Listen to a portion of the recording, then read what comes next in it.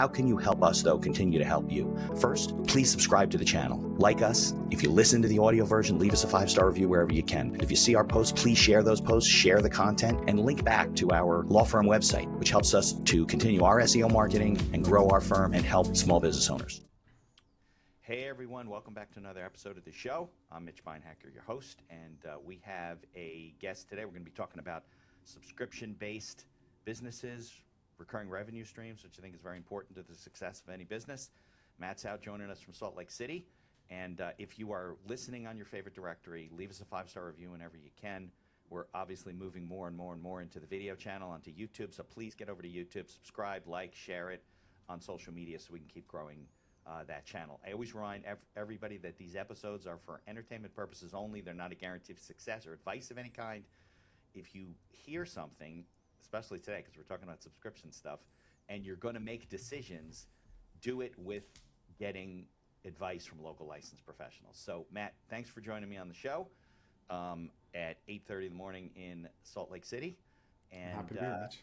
Yeah, cool. So why don't we, before we get into all the subscription stuff, let's talk about your background in business and some trials and tribulations, and then we can work up to what you're doing with Commerce Catalyst.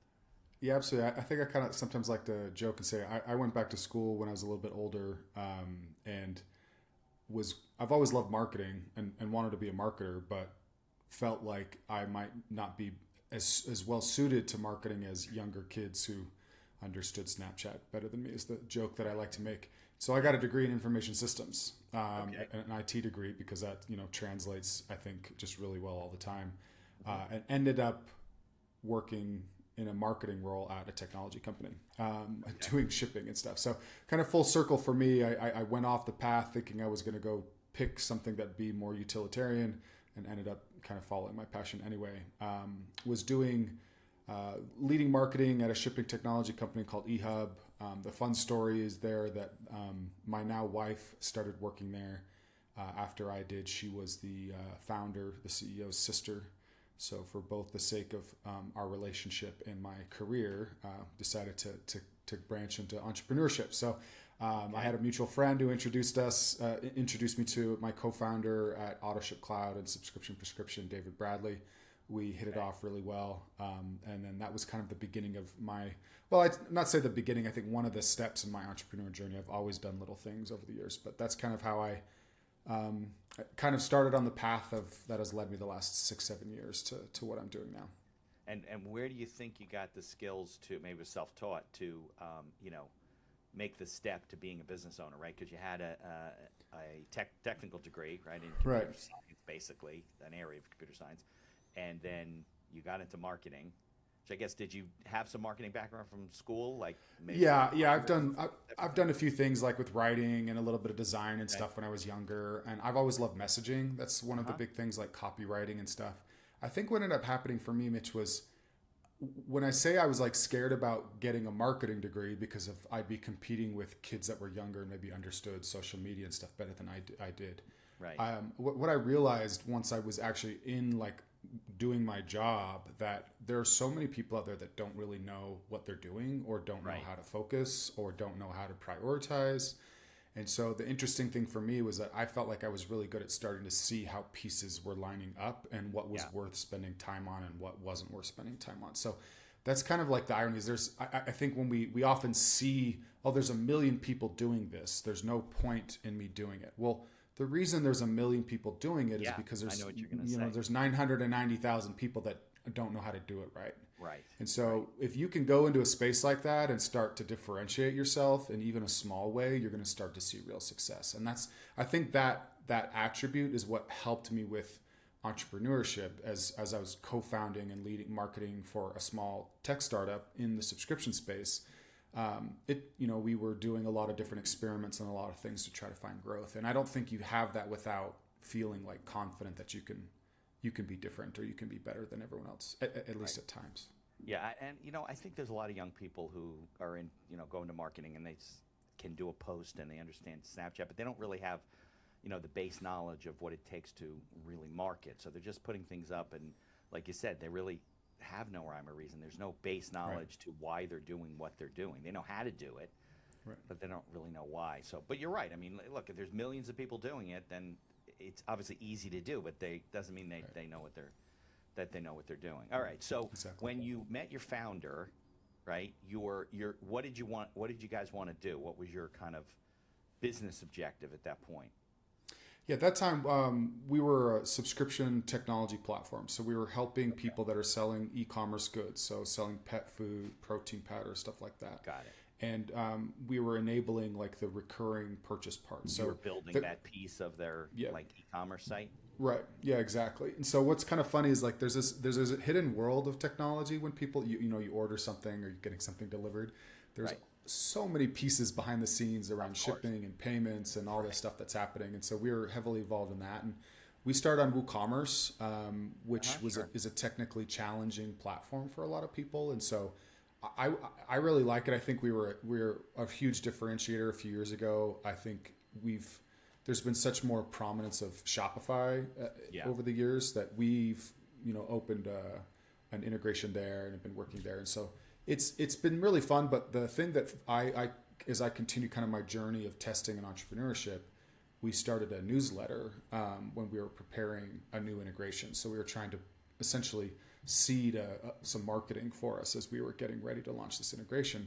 And what we started to find was that people were really, really interested in the knowledge and the information, because a lot of our insights were coming from our own platform, our own customers, and what we had done and worked with them.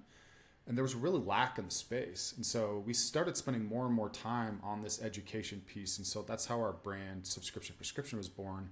And eventually that led to wanting to do consulting and running an agency, because there's a lot of money from a service perspective that's left on the table when you're just selling software. People are just trying to plug it in and figure it out. And we've worked with a lot of really large brands and help them figure out really complex problems, or even just simple problems like how to get more subscribers. And for me personally, it's been a little bit more rewarding than just being, SaaS marketing is really, really difficult. And I feel like I was good at it, but maybe not exceptional at it. But in the consulting space and the content space, that's where I've really found my groove and where I can add a lot of value and make a lot of money because of it. Right. So you were kind of building your own subscription business recurring revenue. I don't know if subscription is the right word. Right. So the newsletter was a way to keep in touch with prospectives, clients, keep them informed, teach them. Because I think a lot of clients want to understand how things work so they can make better decisions. They don't want to do it themselves. Certainly not for your client profile, right? Yeah, exactly. Yeah, we get a lot of really common, like say somebody's new, say they worked at Nike and they go to work at a consumer packaged goods company that has a subscription component. We regularly hear that those people get turned on to our podcast because it's like, hey, I can start getting up to speed on what matters in this part of the business that I've never really worked in before, or just founders that have been doing it for years and just like getting some insights or some ideas. And again, a lot of my content is all about trying to simplify the noise. What is most important? Ignore all these other things. This is what you need to chase. And I think that a lot of people that resonates with a lot of people.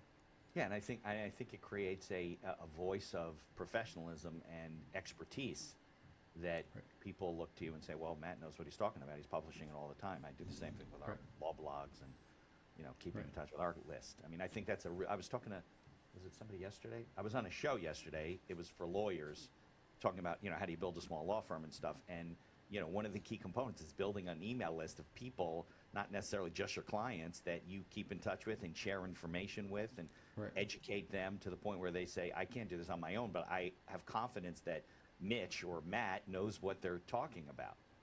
I think a lot of people miss that from the business standpoint. So what industries, especially at the beginning, were you working with?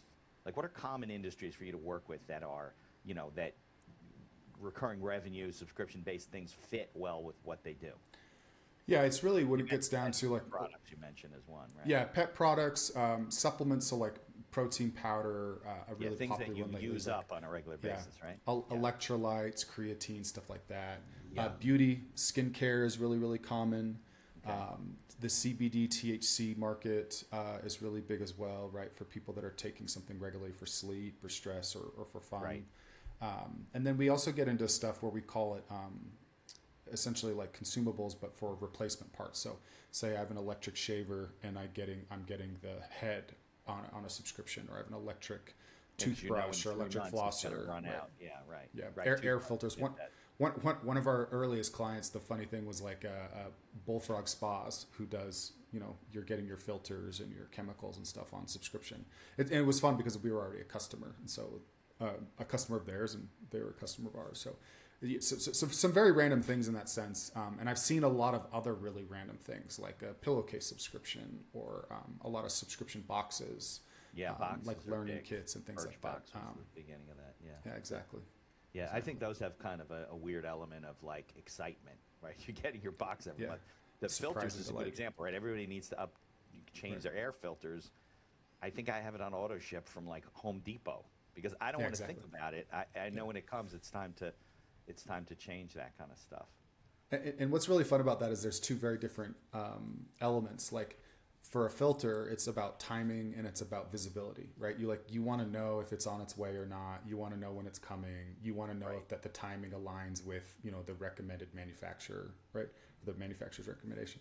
But say like a box, like we have a Crunch Lab subscription, which is a kid's like science discovery box. That's really all about like, is my kid like running to the door when he sees us walking in with it? To open it up and play with it and going through all that stuff and wanting to show us it all when he's done, right? So there's like like you said, like an excitement element to that. Whereas with the filter, like you don't need a really great unboxing experience with the filter. You just need to make sure it's really clear on how to swap the filter out. So. Right, exactly. No, because if I didn't do that, you know what I would do? I'd probably go back to my records. Look, now what kind of filter do we need? What size is it? What did I order then? I don't want to worry about that kind of stuff. Exactly. Fill up my head. Yeah. Okay. Exactly. So let's delve into a little bit about subscription, businesses. Like, why are subscriptions valuable, if that's the right word, to a successful business plan, right? Yeah, absolutely. It really comes down to kind of two things. It comes down to cash flow and the value of a customer. And so I think with we're living in a space where I think there's kind of two pressures that we usually talk about. And the first one's a little bit, I think, easier to understand for everybody in the sense of if you want to sell a business, private equity, VC, a private owner, they are going to look at the average value of a customer that you acquire, right? They're going to be essentially like any SaaS business might be, you're getting bought against your recurring revenue. A subscription-based business has more predictability, at least in theory, so that if I'm selling, say, just clothing, my lifetime value for a customer is how often someone comes back to buy a shirt or pants or shoes from me, as opposed to say if I'm selling protein powder, I can essentially say I have people that come back every month for 6 months on average, and so it's a lot easier to have that from a multiple standpoint. It's very regularly consumable. You're literally using it up. And then from a business standpoint, right, it makes us also easy. It's easier to plan for, right? Because we know that, hey, every month we're acquiring X number of subscribers. Those subscribers are generating an average amount of cash, and say maybe the first month they're not contributing to margin, but month 2, 3, 4, 5, that increases. And so that allows us to plan more. We can hire a little bit more strategically. We can get more inventory in place. In fact, that's what's interesting is a lot of brands launch without subscriptions first, and then they add subscriptions after the fact for consumable products. And then they realize they kind of have to flip the script a little bit. It's like, I need to plan inventory for my subscribers first because I already have those customers. So that's kind of like the main reason. It's also just feels very like, in a sense, that makes it feel very kind of like compelling or strong from a business owner standpoint is I have predictable revenue. But again, I like to say it's kind of like in theory, because like most things, like many things, they're never as easy or as predictable there's as we people think that they are. cancel, there's people that drop off, people that aren't using it up as much as they thought, and then they want to change. I've seen the smart websites will say, well, if instead of canceling, do you want to push this out every 60 days, every 90 days? Right. Now, do you think that a company should be, assuming that subscription-based selling fits with whatever it is they sell? Let's just assume it's consumables of some sort, right? Like you said, protein powder, whatever. Should that be something that they have up front? I mean, should they be bringing a customer on without offering the subscription? Or do they want to get them on subscription like from the beginning? Like, what's the metrics on that? Yeah, it's a really interesting question because if you think about if I'm not selling a subscription, generally from a volume standpoint, I can get more customers, right? So because the idea is there's some kind of friction with the subscription. So if I'm selling, again, let's just keep with a bag of protein powder. Friction, you mean like they want to try it, but they don't want to be committed to. Yeah, right? like people are worried about the commitment. They're worried if it's really worth it. Like, am I going to forget? And am I going to hate this? Right?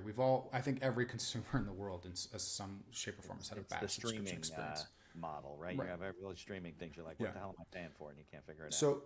So I could get more customers up front if I did that. And then also what we see in research is that somebody who tries the product one time first and then subscribes is typically a stronger subscriber than somebody who comes in and subscribes first, like on their first order.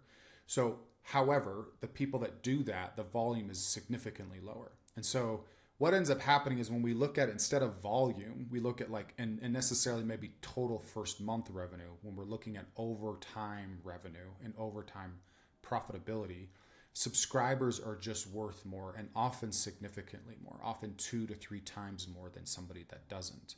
And so our general advice is, and again, this is something you should test and evaluate the what I'd say the lifetime value of a customer is if you prioritize a subscription offer, yes, you will get a lower overall number of customers in theory, although there's a lot of ways that I think you can actually be better with a subscription. Then you will have a stronger cohort of people that are buying from you over and over again over time than you would if you didn't prioritize subscriptions. And there's just so much work involved in getting somebody who's bought something one time to come back and subscribe. It's so much work, whereas it's a lot easier, in my experience, to just find ways to prioritize the subscription offer up front. And then it's really about engagement after that instead of getting somebody to purchase again. Yeah, because then you got to remarket to them and say, hey, did you like this? How can we improve? Can we get you? Yeah, you're sending postcards and emails and text messages.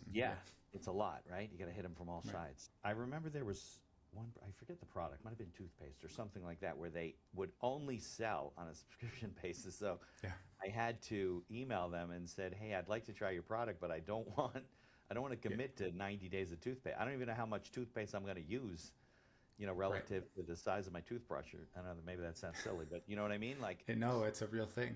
Then because you end up with all these toothpaste in your closet, and you're like, what the hell am I doing with this stuff? Then you eventually cancel. Toothpaste hard, shampoo and body wash and others are hard because everybody consumes them a little bit differently. Like, you might put a little of toothpaste on. I might have a giant thing. I might go through 1 in 2 weeks. You might go through 1 in 2 months. Right. So those ones it's all about like engagement after the fact, making sure people understand how to adjust their schedule is a really important touch point. But yeah, it is interesting. Brands go through an evolution of where they don't prioritize the subscription. They prioritize the subscription. They might go subscription only. Then they go back. It's kind of all over. It kind of just depends on the product and the industry and testing and kind of what they're finding working. And no one offer works forever. It just doesn't. So you have to continuously be changing yourself and your offer. Yeah. So are there any industries that you think that would benefit from this type of marketing, but you don't see them doing a lot of it? You're like, oh, those guys should definitely be doing subscriptions, and they're totally missing the boat. Yeah, I think anytime, like I do see some service-based industries that's consulting related, and others where it makes sense to have like essentially a retainer or something in effect. Right, exactly. And so that's what I think is interesting is, from a legal standpoint, it's a really common practice, but in others we don't see that. I think anytime you're in a space where you have, the way I like to think about it is, you might not have somebody who needs everything you offer every month, but maybe they need a little bit of help or a little bit of guidance or information on a regular basis that can also potentially lead to when they need the big help. So I think of like a friend of mine does podcast consulting as an example of this. And so he has really big retainers for clients that he works with really, really well. But we've talked a lot regularly about like, what does it look like if for somebody who doesn't want or can't afford or isn't ready or doesn't see the need for a $5,000-$10,000 a month, right? It's a young show. So what does it look like where somebody has like, an office hour with you every month and they get access to resources? Maybe it's an exclusive newsletter with tactics that you don't share widely. And maybe that's $50 or $100 a month. Yeah. And you can build up an audience that way. And so we get back to this idea of like audience and social media. It's like, okay, can I build an audience of people? Because again, 10 people paying you $100 a month, that's $1,000. 100 people money. paying you $100 a month, that's Right. $10,000, right? That's That's legitimate, real money, Yeah. without necessarily a ton of work. So I think if you have an expertise, or if you have a layer of service, I do like to think that a lot of times it's, well, a great example is a local business here in Utah, Scrub and Pup. They do dog washes, and normally if you go anywhere else in Salt Lake, you pay when you show up to get your dog washed. Well, Right. they have a subscription where you can drop in whenever you want. Right. And like so the some car washes near us for cars. These pay off things. Exactly. You go. As long as you go 2 or 3 Yeah. times a month, it pays off. and honestly, Mitch, that's what it comes down to when I get asked about like whether this is going to be a subscription-based business or not. The idea is, okay, if I get 100 people, say 100 people come to a car wash in a given month, obviously you'd like that a day, but say 100 people a month. Okay, maybe 20 of them buy the membership because 20 of them like washing their cars regularly, and the other 80 just like paying when they need it, and maybe they come every 2, 3, 4 months. The idea is, do I have an offer that aligns with a potentially unmet need or an audience, like what my audience might want, and how do I make that offer feel pretty compelling? And the way I think, I love the car wash example, because a one-time car wash is like $18 and the membership is like 20. Right. Or 20 or 25. Because so it's it like you doesn't go cost twice. them that much more to run your car through a second or third time. It's just like the water. The people are still working there. Yeah. You know, they're not paying. So you for do a this car.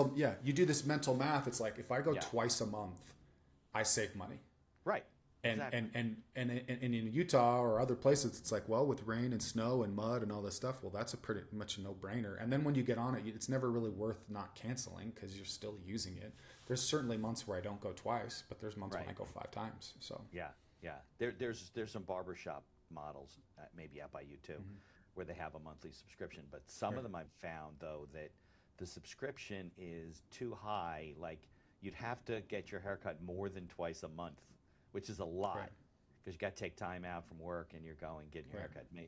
You know, so the more successful ones I see have a subscription model and then a discount for other services because they're on the subscription model. So they come. Exactly. Well, I do that, like, so it took me a very long time since we're talking about law, and hopefully there's lawyers listening, right, to come up with some sort of a recurring revenue model to work with clients. So I'm a business attorney. So businesses need, ongoing legal support, unlike individuals, right? Now, maybe you're, whatever you have for your business, you manage real estate, you have a manufacturing company, you're in a restaurant, whatever. There's always issues that come up. And it's very hard for me to send you a bill every time we talk for 5 minutes, right? That's crazy. Keep track of it. So I have a couple of different tiers, but basically somebody pays me a monthly retainer, like you said, for phone calls, emails, basic information, research, things like that. And then when there's real work that needs to be done, they get, 25, 50% discount. There's all-inclusive packages too. But it took me a while to figure out, okay, well, service businesses are a little bit different than, especially if they're professional services. So the professional services rely on the professional, right? So if you have 100 people at $100 a month, right? That's 10 grand, you said, right? Yeah. But if I'm a professional and I have to provide the service, I can't do that to 100 people, right? So that's crazy. So I mean, I'd have to hire attorneys and this and that. So it begs the question of what's your capacity, right? If it's product based or some sort of a service that can be replicated pretty easily, then it's like car washing, whatever. It's easy to do. But if you get into the professional area, there's a balance between how much you can stretch yourself. It'd be great to have 50,000 a month coming in, but that might equate to a lot of clients that you can't be available and still do other work. Yeah, well, that's the thing is, like, in my consulting, I've run into the same thing where early on I was like, hey, if I just did this, if I charged $250 an hour, I could work with, say 10 clients or 20 clients a month. That's the same as like 2 or 3 big retainer clients. But then the amount of work for 2 or 3 big retainer clients is actually less than, say, like 20 people on an hourly thing with those follow-ups and insights. Not to be every month, right? Yeah. Another interesting example is like the CPA that I use, the CPA firm that I use, right? They have a one-time, this is what it costs to prepare your taxes fee. Yeah. Right. Or they have a membership that is more, but the difference is, one, they charge you monthly over the course of a year. So it's kind of like prorated. So that makes it nicer. Right. And then they add in business consulting as part of that. Like, hey, if at any time you need to talk about this, or this, that's included. Which I also love, because not only is it's a value add that's worth it to me to pay, but it also, from a CPA's perspective, gives them deeper insight to when I'm doing things in my business that makes them actually better at doing their job. And so you don't have to hire those are explain everything every time. That's the problem with lawyers. If I know their business, I can deal with things. If you come to me for the first time, I got to spend 10 hours learning, making sure everything's in line and all your documents and you filed correctly and what's going on with this and that. It allows you to stay on top of things. I tell people that they get more value. It's not necessarily less expensive, but it's more manageable from a fee standpoint, and it's definitely better. You're getting better service and a result because of the professional knowing your business, because of your CPA knowing your business activities and your taxes and how you're positioned and what your elections are and things like that, as opposed to starting from scratch every year. Yeah, absolutely. Yeah, I think people, good comment about that, because I think people miss that. Maybe you're getting your calendaring from one software and you're invoicing from another. Evenoo is a platform that we use as one of our sponsors to run our entire business. And there's other features like auto payments and integrations with QuickBooks. Visit evenoo.com, EVONUE.com to learn more. There's also a link in the show notes. And be sure to tell them that the Accidental Entrepreneur referred you. This podcast is brought to you by our affiliate sponsor, iEmployee. iEmployee is a virtual assistant service that hires almost anyone for any role in your company right out of the Philippines. Most roles range from $7 to $9 an hour for highly skilled and experienced VAs. And whether you need an executive assistant, social media manager, video editor, customer service, sales, you name it, they have it. We use iEmployee for our VA services, from editing and promoting the podcast to all the PR and promotion of our law firm. iEmployee acts as a virtual field supervisor on the back end with live video monitoring and reports on a daily basis with screenshots of your VA's workday, and along with complete HR and payroll duties. No more paying for overpriced and underqualified workers. There's a link in the show notes to get a 1-week free trial, and I encourage you to take advantage of it. What else was I going to ask you? What are like some mistakes you see people making on a regular basis? Because I'm sure you don't work with a client always from the get-go. They might already be doing things, and you're fixing what they're doing, right? So, I'll say the biggest mistake, I think, is sometimes like putting the cart before the horse. And so we run into this a lot where, say, a big company where a board member is telling them they need to do subscriptions, and maybe subscriptions aren't really a good fit for the business, or the business has a lot more work to go through to make subscriptions work. So I think sometimes trying to force subscriptions, and then the others, like continuing a little bit deeper on that, it's, what if we're just doing subscriptions for the sake of the revenue? So we're trying to capture as much revenue as we can.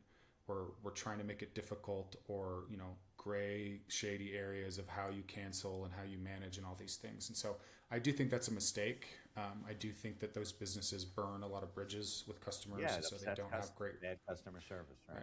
So, and then also we're seeing more lawsuits coming out of California targeting subscription companies that literally are just not making it clear what the cancellation terms are at checkout, which is part of the law, which is really frustrating. For 12 months or whatever. Well, even if a brand is, it's like really easy to cancel, but they don't state that it's easy to cancel, they are getting sued. And so you get all this issue of of the legal elements. It's bad customer experience. I did a podcast recently talking about the health of your processing score. Your ability to capture future payments is dependent on how kind of upfront and good you are at making sure that you're not getting chargebacks and other issues with clients when you're processing in the first place.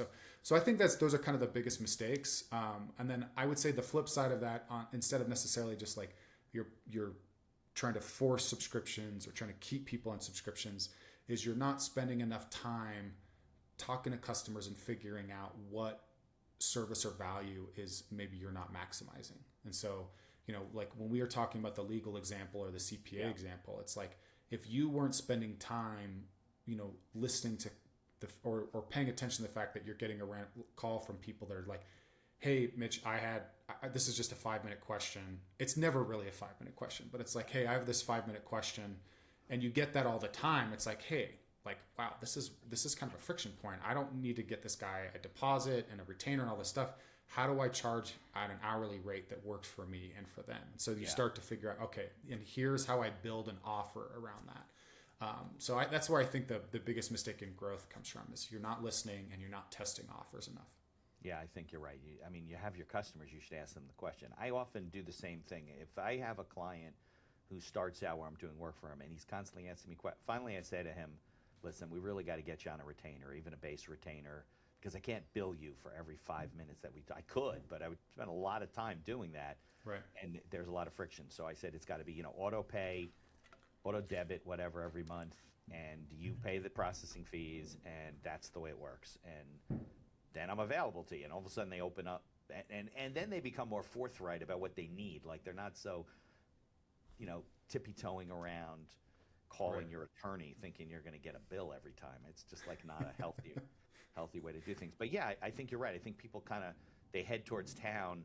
I'm not saying all the lights need to be green before you go to town, right? I always use that analogy or that expression, but some of them have to be like, you have to prepare, for the what's the comment? Like, well, I that would be nice to have that problem. Well, that's not always true. Right. So if you offer this service and you can't deliver the service, right, you're going to upset your customers. They're going to cancel. The whole thing's going to fail. You will have spent a lot of time, and you may be going backwards and losing customers as a result of the offer. There's something you said that I was saying about the CPA thing, is it's the idea of, like, if somebody's not tiptoeing as much around you, they're calling you regularly because they're wondering or worrying. It also makes your job easier because you actually help them maybe avoid a pitfall sooner than, right. Instead of them like, oh, actually I did this one thing. I thought about asking you, but I didn't want to do the retainer thing. And now I've opened myself up to this huge liability.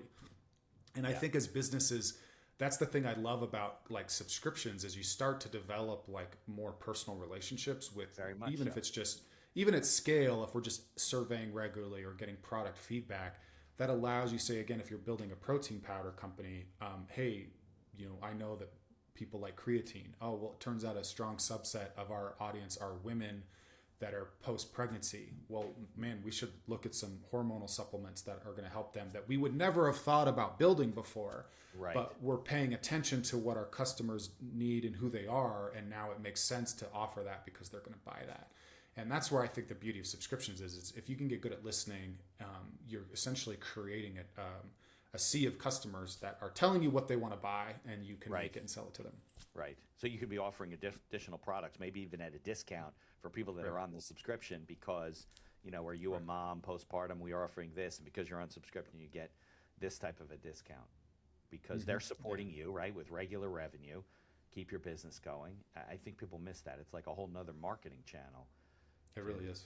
To do it. All right. So I think some of the challenges are, if they're not working with you, right, is how do I set up my business, especially as a professional? Like, so if you're a small, you have a small accounting practice, you have a small legal practice or whatever, I think there is some friction there as to how do you set this up to do it. Like my credit card processor, I specifically chose them because I think the last two couldn't do auto payments. Like they weren't set up to do it. So I'm familiar with WooCommerce, right? So WooCommerce allows you to do auto payments, right? It does. WooCommerce has a plugin for services like a WooCommerce subscription plugin. It's a WordPress plugin, right? WooCommerce? Right. Yeah, WooCommerce, and there are WooCommerce subscriptions plugins for that. If you're doing physical goods, obviously I'll plug AutoShip Cloud for that. But yeah, you can look at Square. Square has some good options from a platform standpoint. The technology piece is often a little bit tricky because we're trying to and this is where I say sometimes you can kind of get in your own way where you're thinking what it all should be and you go looking for that and it's difficult to find software that does of any kind that does everything that you're envisioning. That's kind of what's fun about AI right now is you can kind of build whatever you want. But I'd say that it's trying to keep it as simple as possible at first and collect feedback. And so again, another mistake is people just try to run before they can walk. Yeah. The metaphor I like to use is you see these other businesses that are Teslas, and you want to go build a Tesla. Well, you've never built a skateboard before. So let's build the skateboard. Let's get that working, and then you can start building a bike and moving your way up. So you get get some simple technology. If there's a little bit of manual work involved at front, that's not a bad thing. Collect feedback, and the biggest thing is always just testing your offer. What are you giving somebody, and what are they giving you? And Right. and why? Is it just a discount? I think anytime we can add additional services. So for just a very simple thing, for example, as a consulting practice, let's say as a consultant, I charge $100 an hour, and I have so people buy $1,000 a month packages from me. Okay, well that retainer package, 10 hours a month. Okay, Right. well that's nice. Okay, they get access. Now let's say I wanted to do a thing where I could so you buy 20 hours a month and I discount it to 25 hours a time. Yeah, you get you get Right. 25 hours for the cost of 20. Yeah. Or so that discounting is fine, but if you can find ways to add more value. So how about this, which is, hey, if you pay me $150 an hour, or if you pay, say, a premium of several $100s, I'm accessible on the weekends when I normally wouldn't be. Or Right. hey, I add design services into something that we do, or something like Right. that. So if I can find ways to make be more value in the subscription option, then so take the car wash example, as we did. You have people that buy the car wash membership because it is cheaper to come twice a month on the membership than it is one time, and there's a great value exchange there. Right. But there are also higher tier subscriptions that Premium have packages. the premium packages with all that stuff, and so people want to pay more for those things because there is more value in those things. They get a cleaner car, they like that feel. Maybe they feel like it's important for their identity. I say that a little tongue in cheek, but that's a real thing in subscriptions. I know people feel good about their cars sometimes more than their bodies. Yeah. Yep. Yeah, exactly. So anytime I can find ways to add value, and then this is where I think it comes back to what we were saying before, and this is maybe a little bit more in depth than I would normally go on a podcast, but I think it works really well to think about this is if I can add a value that allows me greater insight into your business. Right. That's worth Then gold. that's worth gold, because I can be more effective at the normal work that I'm doing for you. It counts as customer feedback and marketing feedback for other people like you, right? And so, like, as an example of this in a package we have, we do a lot of work as kind of like a third party. We do have a service where we're essentially taking over. We charge more for that, but the irony is we're actually the biggest friction point is waiting for the customer to implement whatever we give them. Yeah. So sure. we charge more for that, and it allows us to be more effective because we get more control. So it's like you're paying me to take over. You're paying me more to take over instead of just listening to my advice, which anyway, it works really, really well for both sides, but it does cost more for that. Right, but they're getting more value, I think. They are. That's part of the sales process, right? You got to sell it to people because I never get somebody on retainer that looks at it just from a pricing standpoint. Says, oh, well, this saves me money. Well, like, why should I? I said, if you don't see that it gives you more value, then you shouldn't be doing it, because I don't need to try and sell you. But I think, especially if we're talking services, but I guess this applies to products as well, right? I think when you're asking your customers what they want, what's their regular needs, that can help you package and maybe premium tier. I do the same thing. I have like 3 or 4 tiers of the services that business owners need. Like, I know when you're a new startup business, you need certain things to get started. So there may be an initial, right? But you probably don't need as much in the initial days until you really get going. So then I may move them on to a basic tier. But as they're in their 2 to 5 year things, now they got employee issues. They're dealing with a landlord. They get notices about things. They're dealing with vendors and contracts and so forth. I know that as they're getting more successful, their needs increase. If they don't get to that point, as we know a lot of businesses struggle and fail 2 to 5 years, then they don't need to be paying me the extra money because, well, maybe they are, because I'm helping them get out of whatever it was that they got in trouble with. But you know what I mean? So I think I do.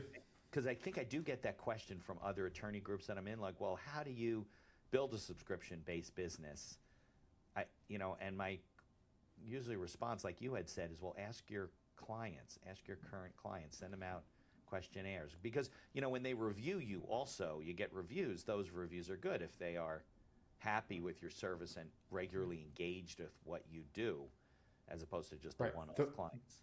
The worst is when you have a sea of customers that are just okay with what you do, and maybe they'll come back and maybe they won't, because they're never mad enough to tell you what was wrong, and they're never happy enough to tell you what was right. Like they don't I care. do think that regardless of a service-based business or physical goods business, from the very beginning, I've been harping on adding a post-purchase survey to the purchase experience.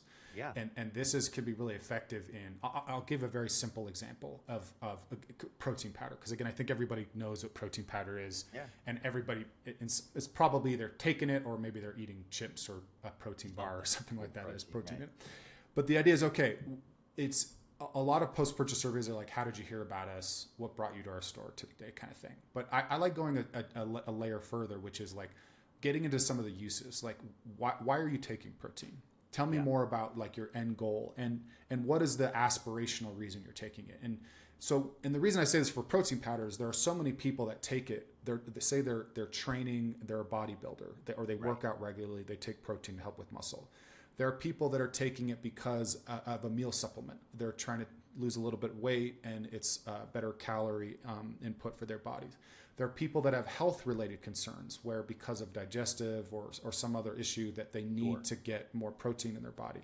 And I mentioned post-birth mothers, like as an example, right? Postpartum, So you have so many of these different use cases. Well, as I start to understand what is bringing people in, because no matter what you think about your business, once you put it out in the world, people start reacting to it. So you might think you're marketing a bodybuilder protein powder, but there's something in your marketing that makes meal replacement people, and maybe the product or in the product itself, they start taking it and they really like it. Their dietitian starts recommending it.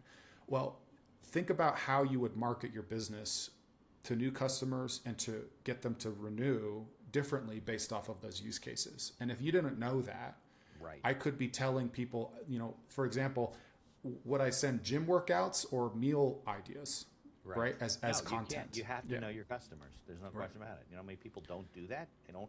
The most successful businesses that I've had on the show and worked with constantly ask their customers, whether they're subscription based or not, constantly ask their customers why they're buying, what keeps them coming back.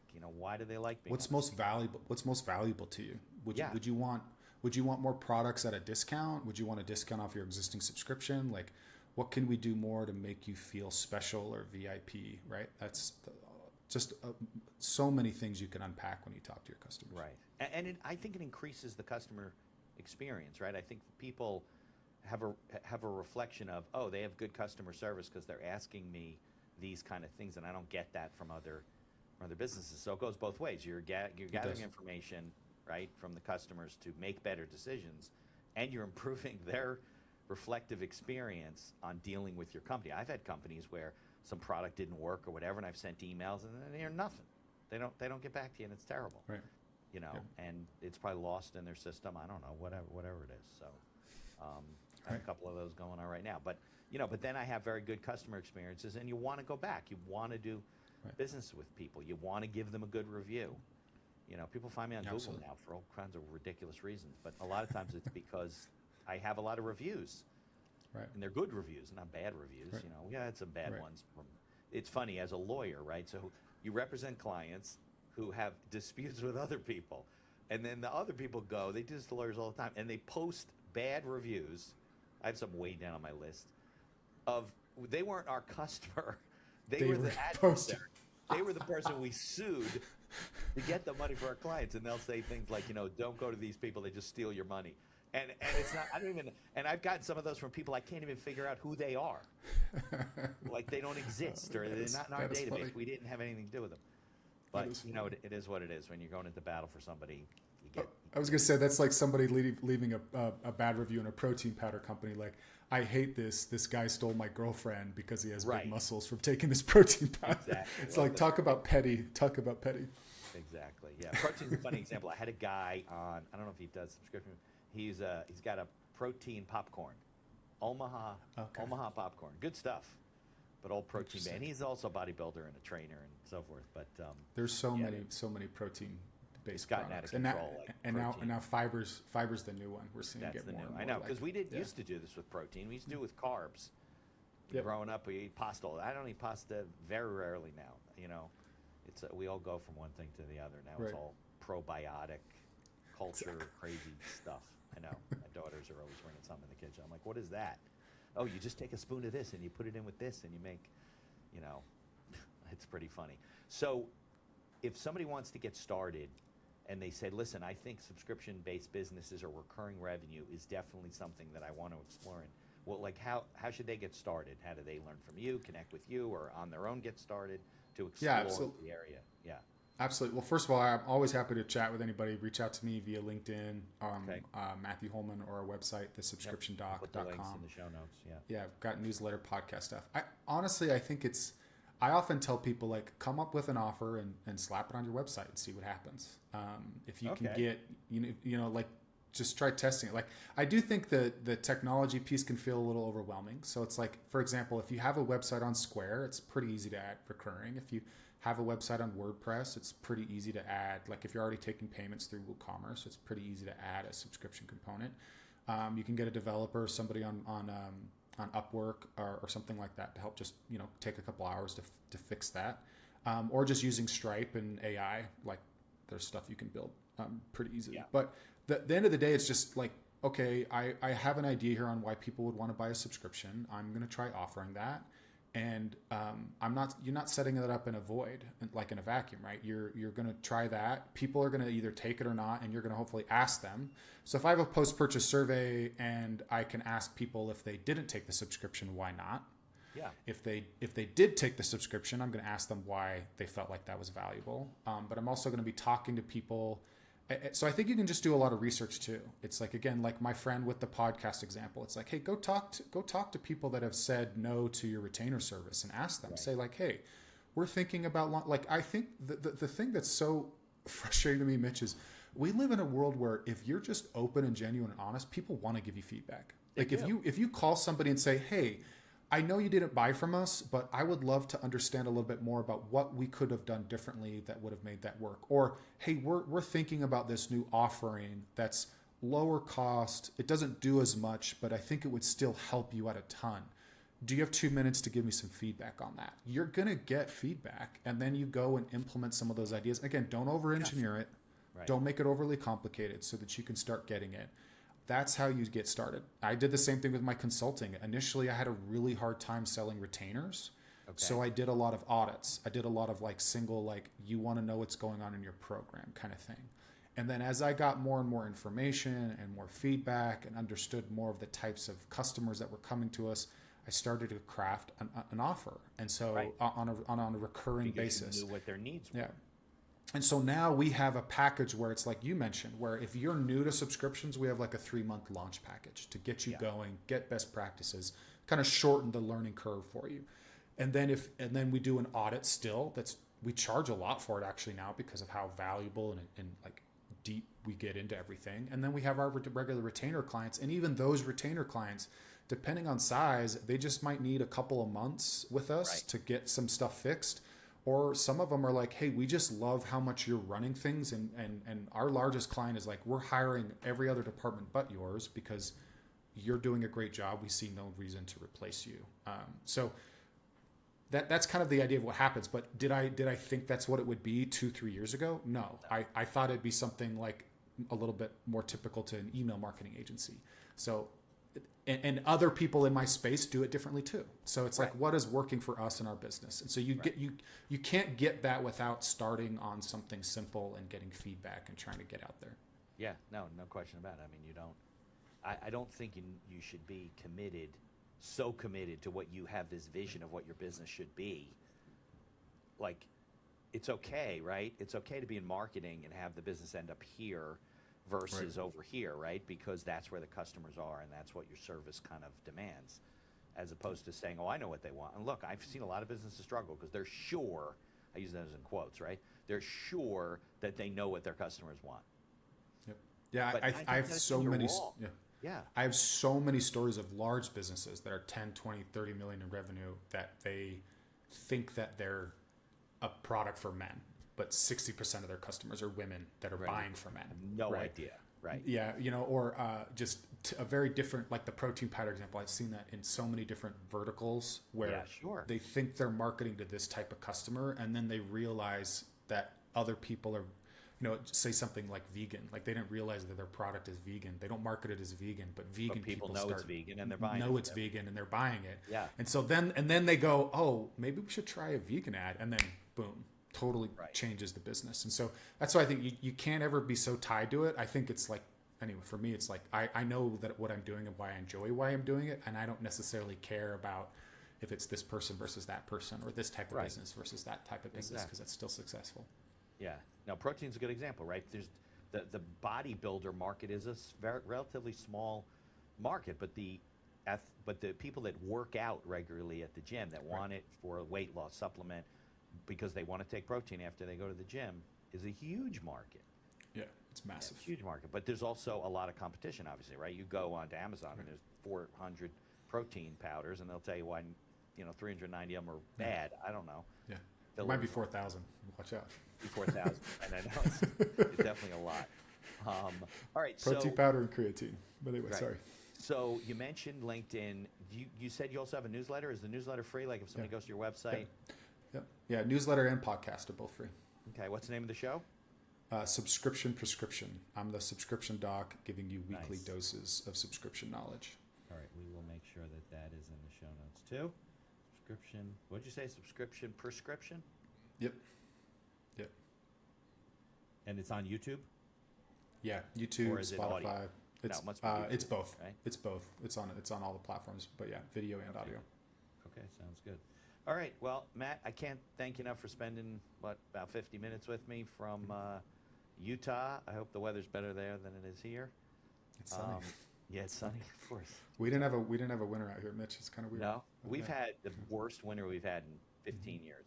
So it is what it is. So thanks for coming on the show. I appreciate it. Thank you so much.